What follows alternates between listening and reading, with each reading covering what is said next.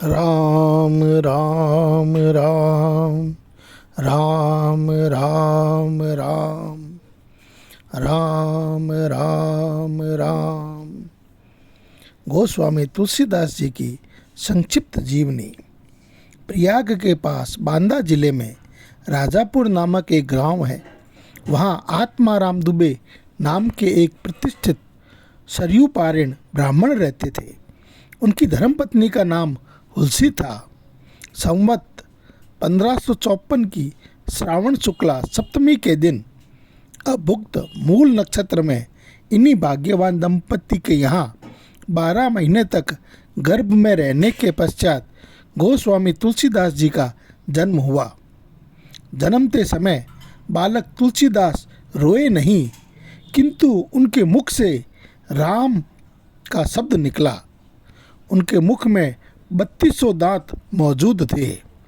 इनके बचपन का नाम राम बोला था, क्योंकि उन्होंने पैदा होते ही राम नाम बोला था। उनका डील डॉल 5 वर्ष के बालक के समान था।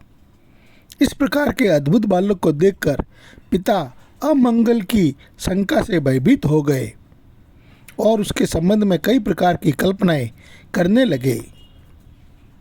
माता तुलसी को यह देखकर बड़ी चिंता हुई। उन्होंने बालक के अनिष्ट की आशंका से 10वीं की रात को नवजात शिशु को अपनी दासी के साथ उसके ससुराल भेज दिया और दूसरे दिन स्वयं इस असार संसार से चल बसी। तो तुलसीदास जी के पिता का नाम आत्माराम और तुलसीदास जी की माँ का नाम हुलसी था। दासी, जिसका नाम चुनिया था, वह बड़े प्रेम से बालक का पालन पोषण करने लगी। जब तुलसीदास लगभग 5.5 वर्ष के हुए तब चुनिया का भी देहांत हो गया। अब तो बालक अनाथ हो गया। वह द्वार द्वार भटकने लगा। इस पर जगत जननी पार्वती जी को उस होनहार बालक पर दया आई।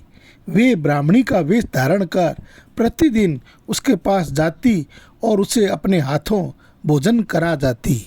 इधर भगवान शंकर जी की प्रेरणा से रामशैल पर रहने वाले श्री अनंतानंद जी के प्रिय शिष्य श्री नरहरियानंद जी ने इस बालक को ढूंढ निकाला और उसका नाम राम बोला रखा।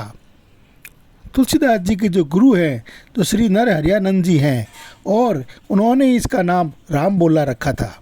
तो तुलसीदास जी का बचपन का नाम राम बोला है। और नरहरि के रूप में जो हम बोलते हैं जगह जगह पे सुंदरकांड में और में रामचरितमानस में जहाँ भी नरहरि नाम आता है वो तुलसीदास जी अपने गुरु का नाम लेते हैं। नरहरि जी राम बोला अर्थात तुलसीदास जी को अपने साथ अयोध्या ले गए और वहाँ 1561 संवत माघ शुक्ला पंचमी शुक्रवार को उसका यज्ञोपवीत संस्कार कराया। बिना सिखाए ही बालक राम बोला ने गायत्री मंत्र का उच्चारण किया, जिसे देखकर सब लोग चकित हो गए। इसके बाद नरहरि स्वामी ने वैष्णवों के 5 संस्कार करके राम बोला को राम मंत्र की दीक्षा दी और अयोध्या में ही रहकर उन्हें विद्या अध्ययन कराने लगे। बालक राम बोला की बुद्धि बड़ी प्रखर थी। एक बार गुरु मुख से जो सुन लेते थे उन्हें वह कंठस्थ हो जाता था। वहाँ से कुछ दिन बाद गुरु शिष्य दोनों सूकर क्षेत्र सोरो पहुँचे। वहाँ श्री नरहरि जी ने तुलसीदास को रामचरित सुनाया। कुछ दिन बाद वे काशी चले आए। काशी में शेष सनातन जी के पास रहकर तुलसीदास जी ने 15 वर्ष तक वेद वेदांग का अध्ययन किया। इधर उनकी लोक वासना कुछ जागृत हो उठी और अपने गुरु से आज्ञा लेकर वे अपनी जन्मभूमि लौट आए। वहाँ आकर उन्होंने देखा कि उनका परिवार सब नष्ट हो चुका है। उन्होंने विधिपूर्वक अपने पिता आदि का श्राद्ध किया और वहीं रहकर लोगों को भगवान राम की कथा सुनाने लगे। संवत 1583 ज्येष्ठ शुक्ला त्रयोदशी को गुरुवार को भारद्वाज गोत्र की एक सुंदरी कन्या के साथ उनका विवाह हुआ और वे सुखपूर्वक अपनी नवविवाहिता वधू के साथ रहने लगे। एक बार उनकी स्त्री भाई के साथ अपने मायके चली गई। पीछे पीछे तुलसीदास जी भी वहां पहुंच गए।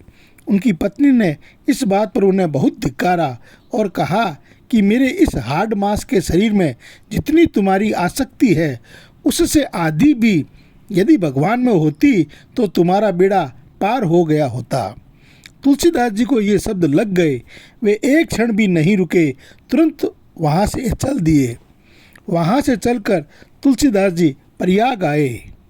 वहाँ उन्होंने गृहस्थ वेश का परित्याग कर साधु वेश ग्रहण किया और फिर तीर्थाटन करते हुए काशी पहुँचे। मानसरोवर के पास उन्हें काकभूषणी जी के दर्शन हुए।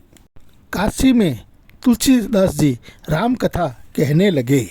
जनों, तुलसीदास जी के जीवन की कुछ बातें पहले एपिसोड में बताई है, बाकी की बातें अगले वीडियो में बताऊंगा। नारायण नारायण नारायण नारायण। हरे राम हरे राम राम राम हरे